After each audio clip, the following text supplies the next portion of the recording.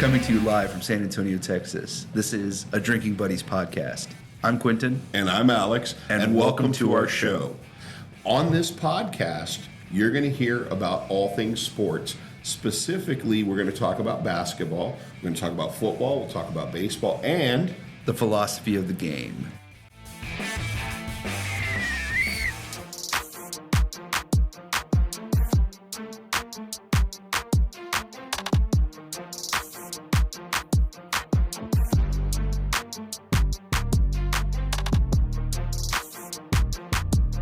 All right. So, going into our next segment, Wemby. Wemby. Yes. Wemby the philosopher. Wemby the philosopher.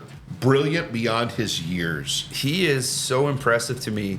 I don't know if you saw his interview with JJ Redick last year. And JJ was blown away. He was, because he was like, how do you handle the pressure? Right? Because since he was a child, he was expected to be the superstar. Wemby, he's one of these guys that just, he reminds me a lot of David Robinson. Yeah. He's Mindful. brilliant. He's brilliant. He's strong. He is opinionated, and but see what makes it crazy though, this is the difference between them. David was already in his 20s when he was acting the way he was acting. Yeah. This dude is not even close, man. He's a baby. Yeah, he was 19 last year, 20 this year. He knows how to act. He knows how to be professional. He protects his brand, which is kind of what I was alluding to earlier. Those are things that a young cat like this shouldn't be doing, and he's doing them. He's handled the pressure of being that superstar. And when he was asked about, like, how do you handle the pressure, he said, I'm a free being. Like, to have that perspective. Deep answer. It is. I mean, he truly is philosophically minded. He reads every night. He's very disciplined in his routine. He has this mentality of like, I want to be the best that I can be, so I'm going to do these little things that add up in these big ways. He stretches. Yeah. He makes sure that he's been doing it for years to take care of himself, to train himself. And Ralph Sampson didn't do that. That's why he didn't have the career he could have had. And that's why I was so high on this guy for the last like 3 years. Yeah, you've been telling me about him forever. And that's why we made sure when he got drafted, our butts were in the seats over there in Brooklyn. Because I was so excited, because it was amazing.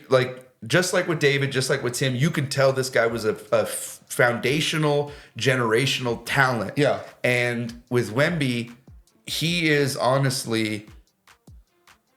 so much more than just a 7'5" freak that can shoot and dribble. And he's so much more ready for the moment, I think, than LeBron was. And Shaq, to me, has been really petty. And I love Shaq now. I hated him when he was a Laker. I love him now, though. But I really am bothered by how Shaq has sort of... He's been taking little swipes at it. Right, and saying, what can he do that Bol can't do? That's horseshit. And the other thing is Shaq's rankings, he's got Wemby ranked number 31. Right. Guys, come on. When ESPN did their rankings and they had Wemby at number 11, I was pissed. I think that's fair. I thought he should have been 10th or 9th at the worst, No, guys. I think 11's fine. But you know, honestly, with Shaq, he said, you know, what can Bol do that he can't? Or what can Wemby do that Bol can't? It's all up here. Yeah. What makes Wemby so special is not his physical abilities. It's his mental acuity. Mindset. Yeah. He has this mindset on the floor that you can just tell he's better than everyone else. Yeah. He has that superstar aura. Like Kobe had it. Jordan had it. LeBron has it. Where you can tell they're just different. Yeah. And no disrespect to Bol because he's a good player, but he is nowhere in the same stratosphere as Victor Wembanyama. No, he's not even the same universe as No, and Victor Wembanyama to me is the epitome of Spurs basketball, of the Spurs way, because he's constantly saying it's all about the team. In this interview on Media Day, he was asked, and Wemby said something to the effect of, I don't have any responsibility to any of you. And he was talking about the media.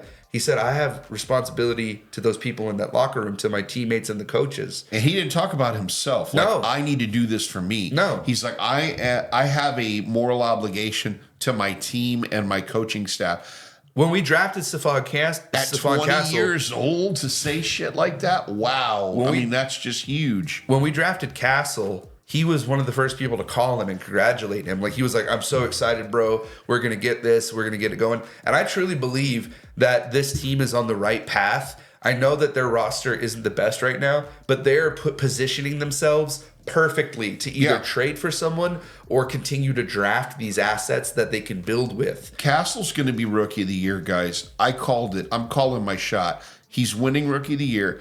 He outplayed Reed Shepherd in 4 more minutes. He had the points. His defense was good. He was taking it to the cup. His 3-point shot has gotten better in preseason like we were hoping it would. Mm-hmm. And I love Castle. Now, if we would have had Castle and Eddie, I think that would have been awesome. Edie. But see, here's the other thing. I want you guys to think about what I said earlier about how the Spurs are constantly learning.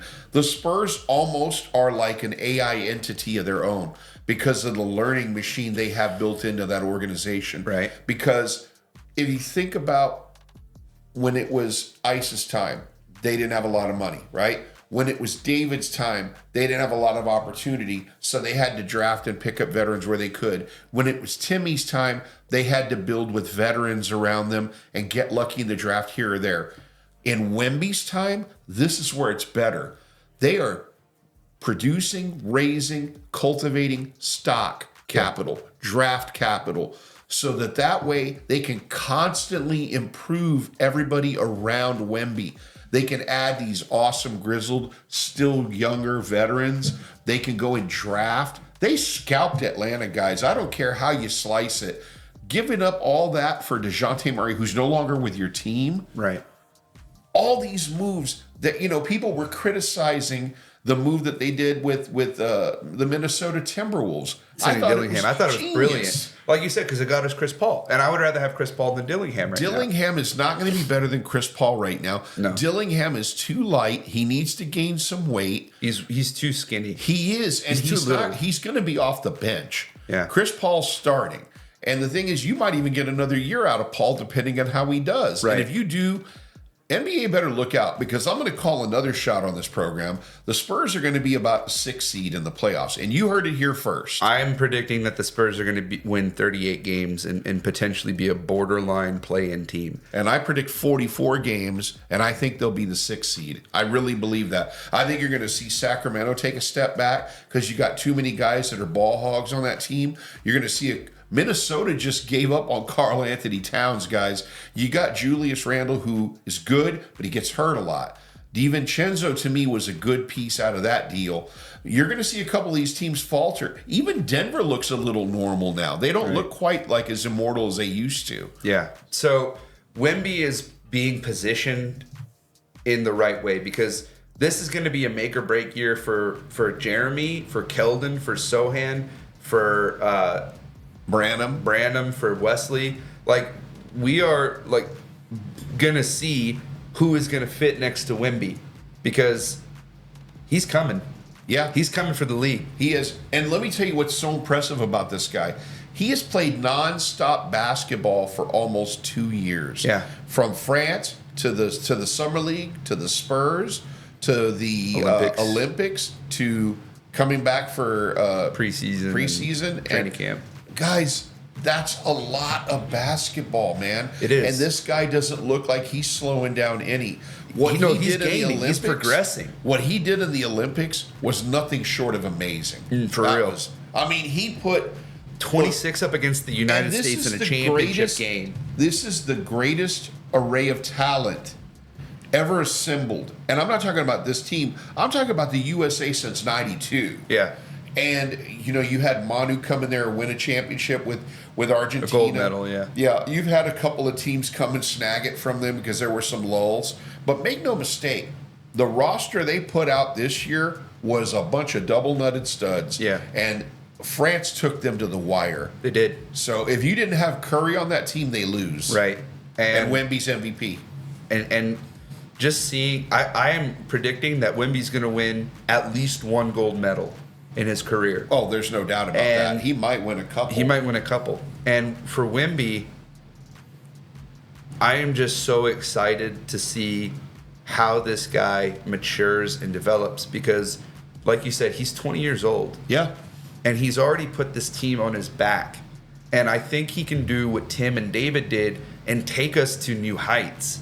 And the other element that you're talking about with Wemby, which I think is fantastic, is he's going to bring in so much revenue to the city. And he's going to bring in other talent. Chris Paul was excited. Yeah. He's like, dude, I'm not here to be no damn teacher. No. I'm here to play. Yeah. And I'm here to compete. And I saw that kid from the sideline at Golden State, and I said, I got to play with him. Right. And he did. I mean, he came over here. He could have probably made a few more bucks and played for one of those bottom feeders. But he saw something here, the Spurs way, Greg Popovich et al., and he said, I'm going there. Yeah. I'm excited about the season because we've got some big games coming up with the season opening, and it just, you could feel The anticipation, not just of the city, but of that team and that organization, because they're getting ready to take the next step. And our guys, the team we have now is competitive. They beat Miami. They're competitive, guys. They could win. They have ability. I'm telling you, this team is stacked and ready, and they're going to do some good things. So I'm geeked up, man. Yeah. Well, that was a pretty good segment. That was a great segment. Boom. So this next segment is what the future holds. What indeed does the future hold? So I want to ask you, in terms of speculating about the future, right? Where do you think we're going? Do you think we're going to continue building through the draft, or do you think we're going to take some of these draft assets and pieces and trade them for a big name? I think the beautiful thing, like the beautiful game, about this is they have the option to do either or. I fully expect that the Spurs are going to, in 2025, they're going to go all in on the draft. They're hoping that Chicago falls out of the top 10, Charlotte falls out of the top 16, and there's indications that both of those things will happen. They're going to hope Atlanta goes in the crapper. Now, if you're the Spurs fan who wants the Spurs to tank 2025, you're probably going to be disappointed. Because like I've been saying and like I continue to say, I think they're going to be a team in the top 6. I think they're going to get 6, no better. We're going to get a real test next week because we have 2 teams that are both playoff potential teams. One of them is a finals potential team. I think the Spurs are going to not get in the lottery themselves. But look, it's a win-win, guys. If they do, then you have a chance to get Ace Bailey or you have a chance to get Cooper Flagg. You can be in that sweepstakes. I'm really high on both of those guys. I am too. And the thing is, Atlanta should suck enough that they're going to be in the lottery. Hopefully. And anything can happen. Right. I mean, they had really terrible odds to get the first pick, and they did. Yeah. So, because you know what I could see the Spurs doing? If they get Chicago's pick and they get Charlotte's pick and Atlanta's pick, let's say Atlanta's pick is number 6. I could see them throwing those 3 picks together and trying to trade for number 2. Not even number 1. yeah, because number 1, you're not going to be able to get away from and it's okay taking Cooper Flagg away. But see, here's the thing. It's not even guaranteed it's going to be Cooper Flagg. No, it's going to be Cooper Flagg. But who's to say it won't be Ace Bailey? Or Dylan Harper. Yeah. So that's why they play the seasons, guys. Right. That's why they play the games. So no, but Cooper Flagg's a lock at number 1. You can say, hey, we'll trade for number 2. We're going to give you number 5. We're going to give you number 12, and we're going to get you number 17 or 18. They could decide to do that, and they still would have the pick right there at number. They'd have the number 2 pick. And then they could go after whichever one that somebody, because who's to say that somebody doesn't value Bailey more? Right. So, to me, you're either going to be in a draft lottery or you're going to be in the playoffs. And I think they're going to be in the playoffs. And if I don't think they're going to make the playoffs, man. I think they're going to be on the very. I do think they're going to be a lot better than they were last year. I definitely think that. I think they're going to win more than 22 games for sure. I think, like I said, they're going to win about 38. I could see them winning about 44, and I don't know if that's good enough to be the 6th seed, but I do think that they are going to be in a position where their youth really steps up, like guys like Castle. I think he is going to be. Wesley plays well with him, I and they think love so. playing off of one another. And this is Blake Wesley's make or break year, as is Malachi Branham's, because Branham has been utterly disappointing to this point. Yeah, and he's had moments, but you could see some flashes, but it's not consistent, and the Spurs need consistency. That's right. That's why they got rid of Lonnie Walker. Lonnie Walker had so much talent and ability, but he just couldn't string it together consistently. And Lonnie got cut by Boston. He got waived. I'd rather have him than to have Flynn. I'd rather bring him in here. I'd rather cut Flynn. We did cut Flynn. Okay, well, I'd rather bring. That's right, they did. But I'd rather bring in somebody like him and waive Malachi Branham. I wouldn't mind having Lonnie Walker because of the athleticism. Look what he did at Boston for that little bit of time in preseason. He averaged over 7 points a game. That's good contribution off the bench. Yeah, but I wouldn't waive Branham for that for Lonnie at this point. Maybe a package trade then. Maybe you think about trading a Zach Collins and then him. Yeah, and no, then you'd have a salary. Then you'd have a. Here's slot what I think is going to happen. I think that the Spurs are in a really good position when you look at the 2025 free agent class. You got guys like Luka Doncic coming out potentially. Now Dallas is going to do everything they can to re-up him. They'll re-up him. They'll probably give him like a king's ransom and a half. But you never know what could happen. Maybe Doncic is like, you know what? I want to play with Wemby, and then they have to, their hand is forced. Well, right? then they'll have to do a sign and trade. But the thing is, you wouldn't want to do that if you're the Spurs. You'd have to give up most of the team. Then all you have is Wemby and Luka, and then you got to go fill in 10 spots. If you could keep Vassell, Wemby, Luka, and Vassell, you wouldn't do that? Any trade that comes down, they're going to want Vassell. All these different pundits that are putting all these scenarios out. Hey, the Spurs can do. They have us giving up most of our draft picks. And giving up Vassell. Vassell's always a talking piece. Yeah. But even if they don't go that route, even if they don't go sign and trade, which I agree, I don't think they should just look to trade for anyone. Yeah. Especially when they have these young pieces that tend to turn out to have really good careers, or solid careers at least. Yeah. Or decent careers. I think as far as free agency goes, I think we can make a splash there. Yeah, for sure. Especially if we have a good showing this year. Right. If we're in the toilet again, guys, and we win 22 games, you might be like, I don't know if I want to go to San Antonio yet. But I could see if we can somehow get Cooper Flag. Oh my God! It all gets set off in motion then. No, then everyone's going to want to complain because Cooper but I'm Flag saying, is like also the whole thing gets rolling at that point. It goes from being a snowball like this to being a boulder-sized snowball. Right, exactly. Because Cooper Flag is a generational talent. He is. Is he the same level as Wemby? No. No one is. But what a hell of a complimentary piece. Oh my God. And they would play off of one another That would be amazing. But Cooper Flag I'm very excited for. But like you said, Ace Bailey, VJ Edgecombe, there's guys like, who's that kid that played with Cooper Flag? McNally. Okay.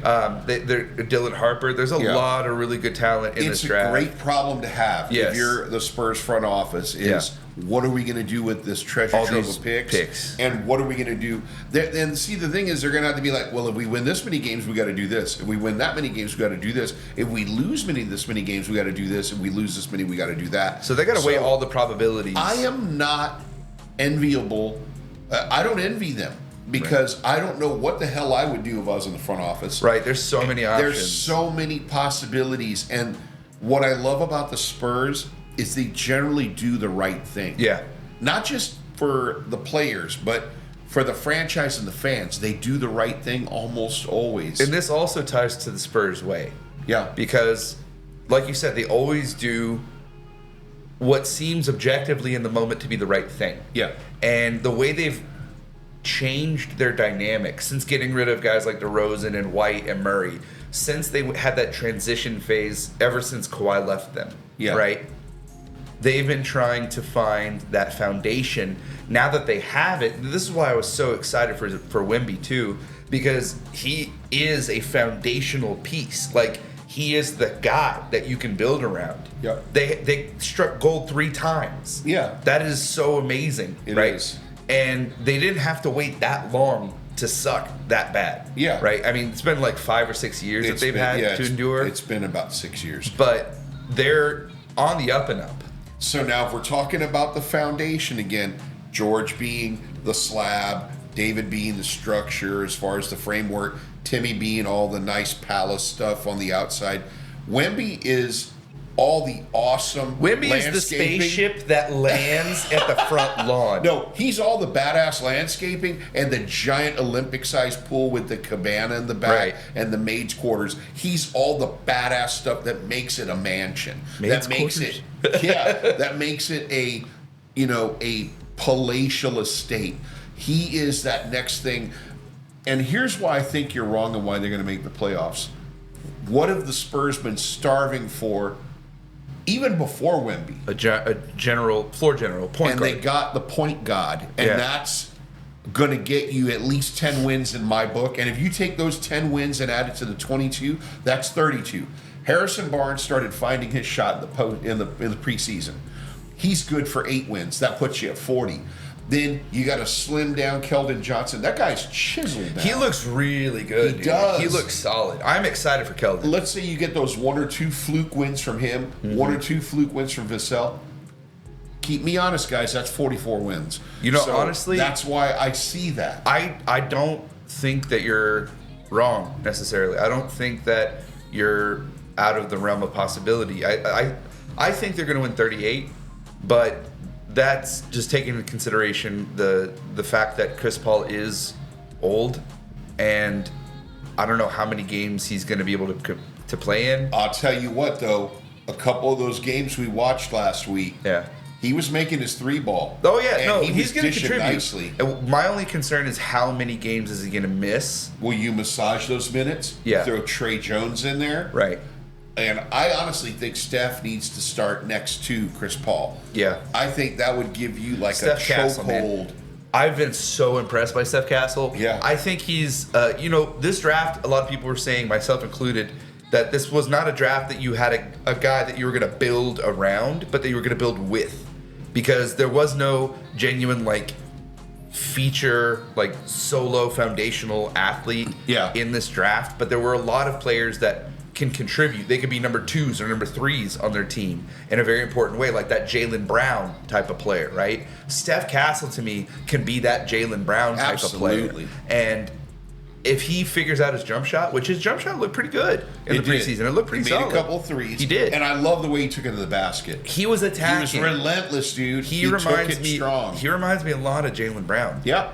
And if he can get to that level, my God, they are going to have He had some Vassell when ninja he defense too, man. Oh my God, his defense. No disrespect, John. Yeah, no.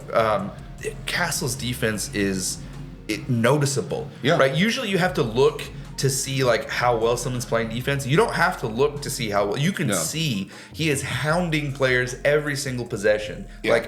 I'm right there with you. I think he can win Rookie of the Year. If not, he is going to finish top 3. Yeah. Now, the only player that I think that probably might is Dalton Connect. That guy could win Rookie of the Year. Yeah, he's a dark horse. He is a dark horse for sure. But I also think, Castle has a genuine chance to win it because just going off of what we saw in the preseason, he looked really solid, really mature. Yeah. Attacking the basket, not being afraid to go up, being strong with the ball, dishing, right? Distributing. That was the biggest thing too. That was another, other than his jump shot, the other thing that was concerning people was, is he a genuine facilitator? Well, he looked like he could not necessarily handle the point, but be that kind of point forward, where not point forward like a 4, but I know what you mean. 1, 2, or a 3. He is going to play the 1, 2, and 3. Yeah, Pop already said he's interchangeable at all 3 positions. And that's also what I find fascinating. And this ties also to the evolution that we were talking about. They're starting to play positionless basketball. Yeah. Because even though they're saying Wemby's the 5, Wemby can play all 5 positions. Wemby could genuinely play all 5 positions, being 7'5". Yeah. And then you have Vassell, who's a 2 or 3. He's going to be a wing player. And Keldon slimmed down to where he could play a 3. He can. Well, no, Keldon can play a 2 at this point. Yeah, but I'm just saying, 2, 3, or 4. they wanted him to play power forward for a while, but he's just not tall enough in the NBA. No, but he's strong enough to play the 3 and quick enough now. And he's still, muscles more. Yeah, and Jeremy looks muscles good. more valuable than fat, obviously. And he's trimmed down, and he is cut, and he's chiseled, and he still has that powerful frame. So yeah, I'm with you. I mean, I think he could play 2 or 3. And Jeremy Sohan looks really good. He looks like he's going to fill that Dennis Rodman role. Yep. That he's going to get good looks. They were feeding him in the paint. Wemby and Paul and Castle, they're all feeding him in the paint. And it might have been a good thing to teach him some ball handling last year, because that he has gotten better. That's with his biggest flaw. He has gotten better, but he still needs a lot of work. Yeah, but but he's that energizer guy that gets the team amped up. When he does a crazy dunk, or he goes in and he powers his way in, misses, and follows it and gets it in there. Yeah. Those are things that get your team jazzed up. They just have a lot of different pieces that I think when you add a Harrison Barnes and you add a Chris Paul III, you put those things together, and I mean, that's why I'm telling you, I think when you get that veteran leadership, it's a valuable commodity that can help you to get those guys that are young, that just need to be led to victory, that need to be led to how you win and how you prepare for a postseason. And they're getting that now. Because there were games, especially towards the end of the season, the Spurs were figuring it out. Yeah. Their problem was mid-season, early season, they were getting beat late because of mistakes, because they didn't have a solid point guard. They didn't have that veteran presence to help close games. And but they would get ahead and they would do well, but then they couldn't maintain it. They would melt down at the end. And having someone like Harrison Barnes, having someone like Chris Paul is really going to help in those moments, because they have Wemby has that dog.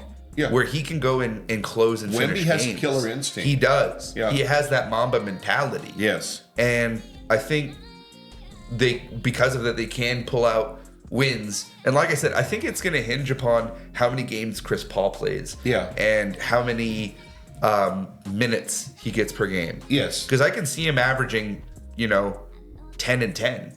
I can see him averaging around, I think Chris Paul is going to play 16 to 17 minutes a game.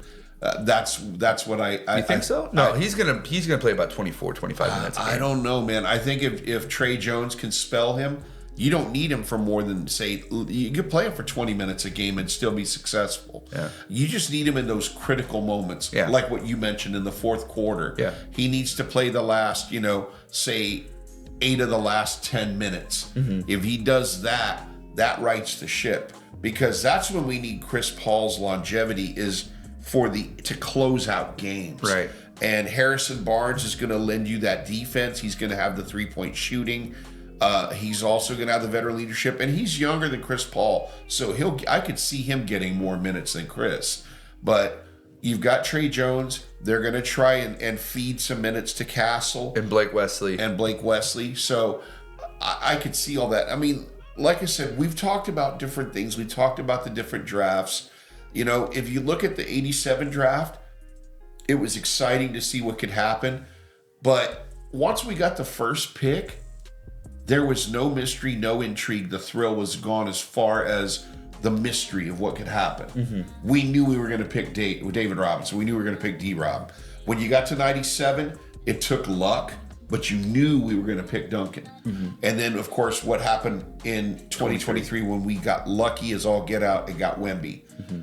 I think the 2025 NBA draft is the most anticipated draft of any draft we've ever had, because of the unknown, because we don't know how great this team is going to be or how bad this team is going to be. So that's what makes it all the more palpable. You could kind of say, like, what's going to happen?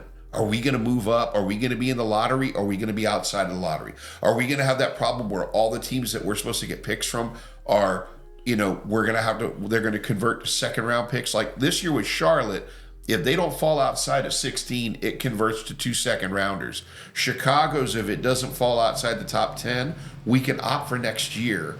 And as long as it's not top 8, we get it. So there are a lot of different little mysteries. So I think this season, it's going to be like you're kind of looking at two things. You're looking at draft position. You're going to be eyeballing those other teams to see where their records go. And then you're going to be looking at the season.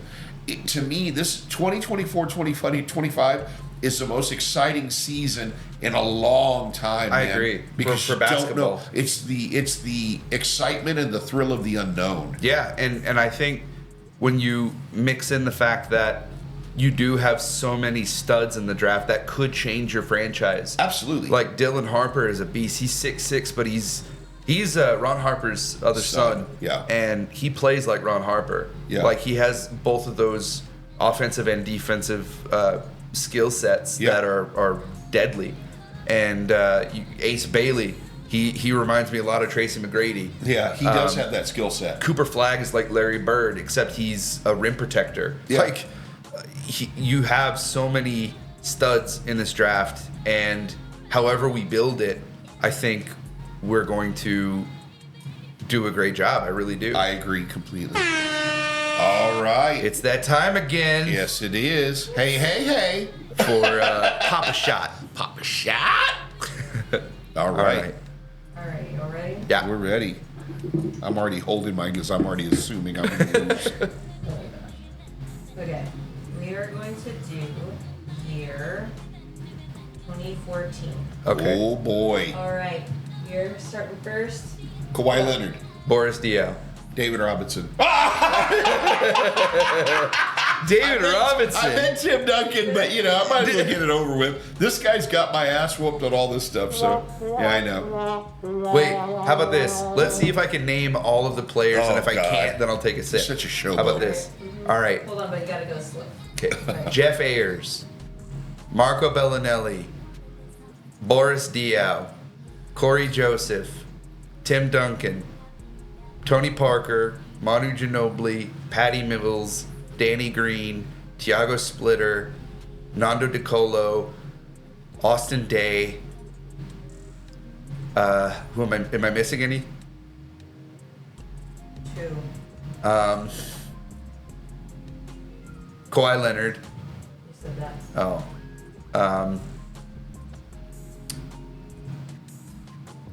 Let me think. Don't hurt yourself. I know. Corey Joseph. You said that. I did? I did. You made bail. I did. That's a Trading Plate. That's all I Trading got. Places reference, folks. That's all I got. Shannon Brown, Oh, I wouldn't have gotten him. Damian James. I wouldn't have gotten him. Here we go. And he's a UT guy. Oh, all right. But guys, I meant to say Tim Duncan, but I've already had like 4 of these. Yeah. So I'm like, David Robinson. Oops.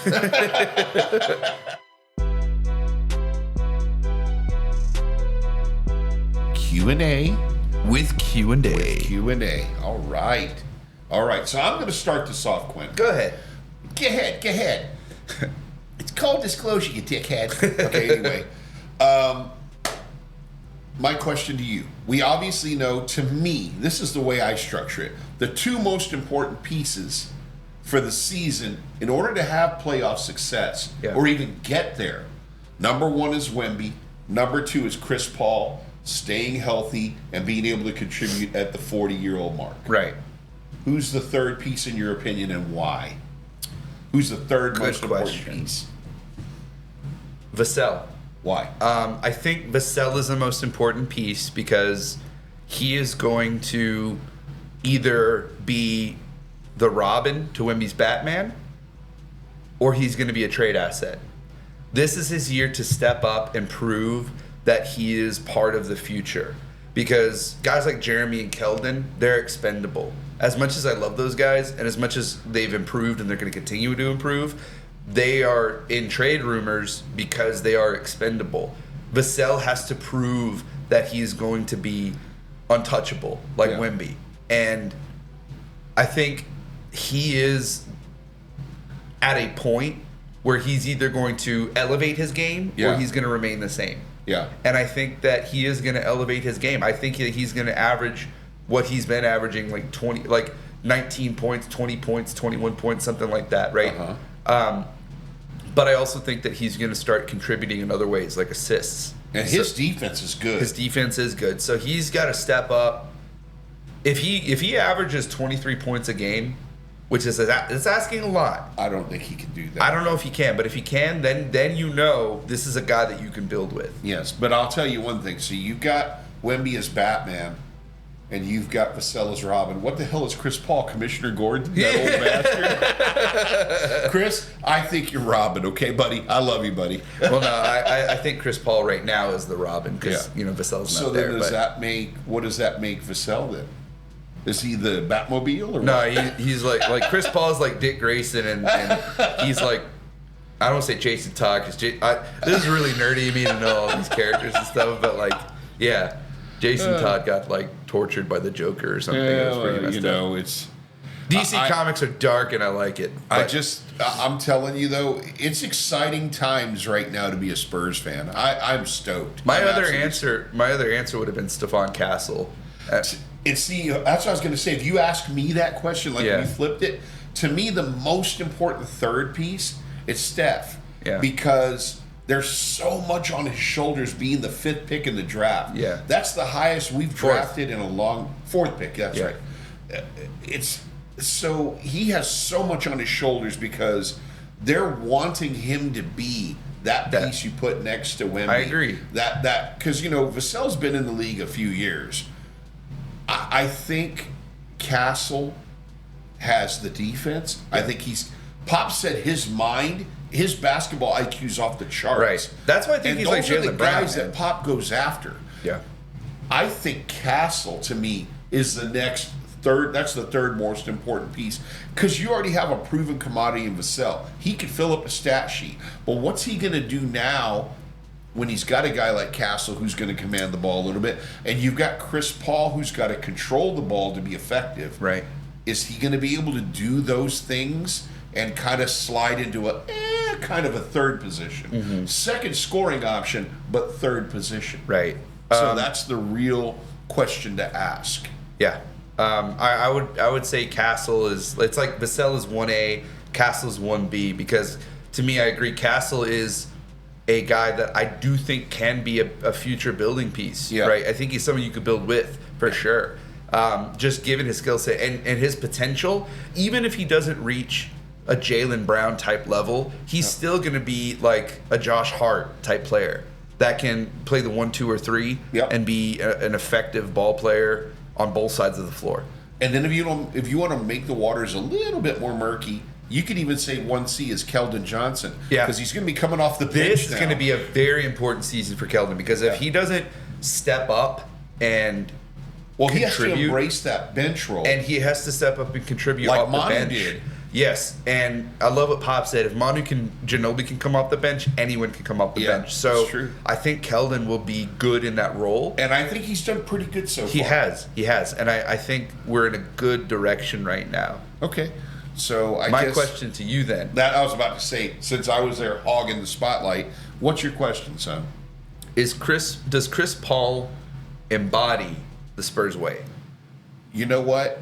I think the Chris Paul at the beginning of his career didn't. The Chris Paul at the beginning of his career was kind of selfish, was kind of all about me. I mean, he was amazing what he did at Charlotte, right?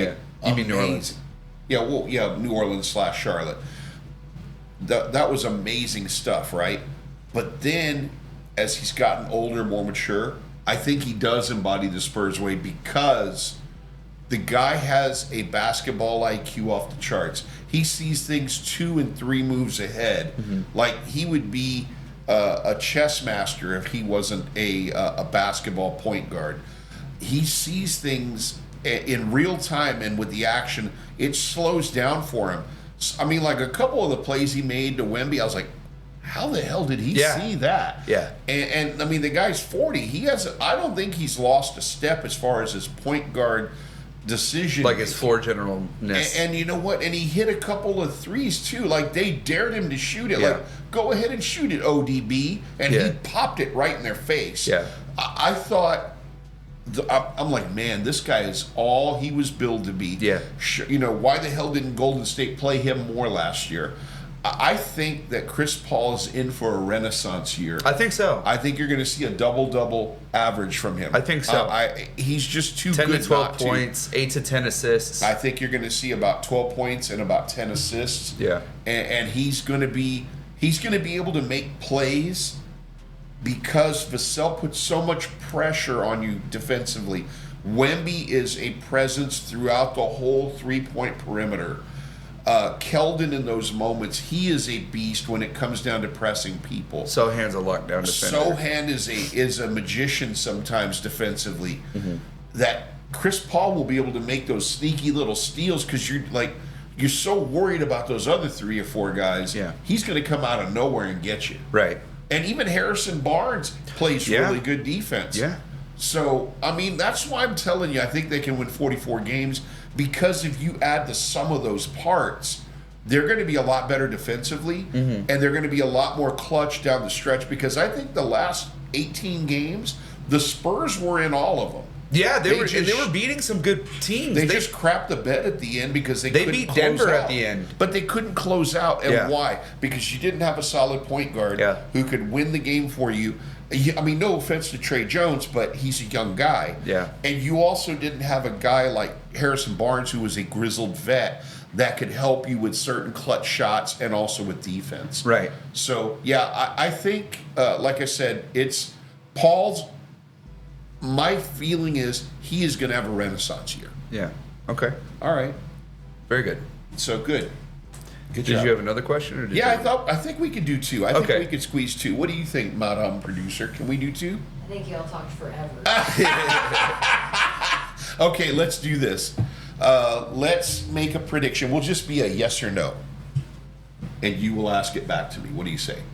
Yes or no? No. Okay. Are the Spurs going to be a lottery team this year? Yes or no? No. Okay. I say no also. Now, do you have a question for me? Yes. All right, go. What is your favorite Spurs memory? There's so many. The Spurs have really graced us with so many great memories. But I'm going to allude back to the one memory that if it doesn't happen, we're not having this podcast.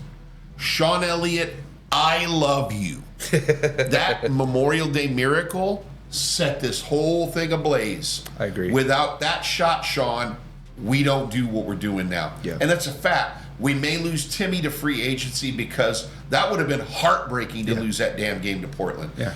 Sean ripped the city of Portland and the state of Oregon's heart out of their chest with that 3. Yeah. They had nothing after that. And after that, the Spurs were on such a cloud 9. They smoked the Lakers. They swept them. Yeah. And they dominated after that. And then they took the Knicks down. I mean, of course, they didn't have Patrick Ewing, but you still took them down. Ewing was already old, though. Yeah, but you took them down in their house, and you broke their heart in their house. Yeah. So, to me, that would be my guy. That's my one pivotal moment is Sean hitting that devastating Memorial Day miracle. Yeah. Okay. Very good.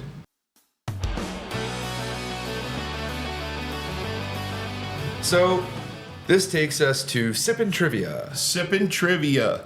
And today, in honor of Greg Popovich, we're going to be drinking some wine. Yes. So the game is we ask each other trivia questions. If you get it right, I have to drink. If you get it wrong, you have to drink, so on and so forth. And in honor of the Spurs' 5 championships, we're going to ask each other 5 questions. Okay. How about you start it off? Okay. So, in 2014, Jeff Ayers was on our roster. Yes. What did he go by before Jeff Ayers? I know it was because his dad, it was because of his father. Oh, jeez. I don't remember. Jeff Pendergraph. Oh, that's what it was. And he went to Arizona State. I know that. Yeah. See, so at least I know what I'm talking about for the most part. No, you don't. Cheers. All right. Okay, here's mine. Well, we're going to be going into the Spurs of the 90s. Okay. What school did Greg Cadillac Anderson go to school in college? Where did he go? Auburn. I'll give you a hint. He played with one of the greatest centers in the NBA who Which took center? David's MVP trophy in 95 and beat him over the head with it. Oh, was it Houston? Oh, I didn't. U of H. Okay. Okay. So, my next question to you. In 2014, we beat the Miami Heat in the NBA Finals. Yes. Who do we play in the Western Conference Finals? We played Phoenix Suns. Incorrect. OKC. OKC, that's right. Because that's when Corey came out with his heroics and dunked over Serge Ibaka. That's right. Such an idiot. Don't spill water in your jersey, buddy. I know. I won't. All right. We both love Steve Kerr. Yeah. Where did he go to college? Arizona.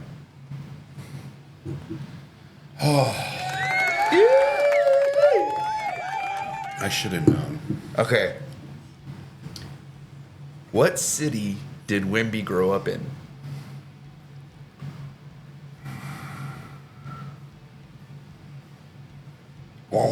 He's home. Incorrect. Le Chesnay. Les Chesnay. She's also. He's like. It's a suburb outside of Paris. Sure it is. Okay. True or false? We've had only one University of Florida player play for the Spurs, and that was Matt Bonner. False. Who was the other one? I don't know. Dwayne Shinsis, but you got it right. Okay, yeah. That's all right. Okay. Man, you're going to be hammered. I'm going to be all right. I'm going to be all right. I'm a winner. I'm a winner. I'm a winner. In 2013, Danny Green broke the three-point record in the finals, which was later broken by Steph Curry. Mm-hmm. How many threes did Danny Green have? I'll give you a hint. Steph Curry had 33. Okay. Yeah, Danny, I think, had 26. Incorrect. He had 27. This is some boo-boo with cheese, folks. All right. Go ahead. Okay. Man, I'm smoking you right now. Yeah, I know you are. Oh, my gosh. Okay, here we go. All right, here's my question. So, Tim Duncan. Yeah.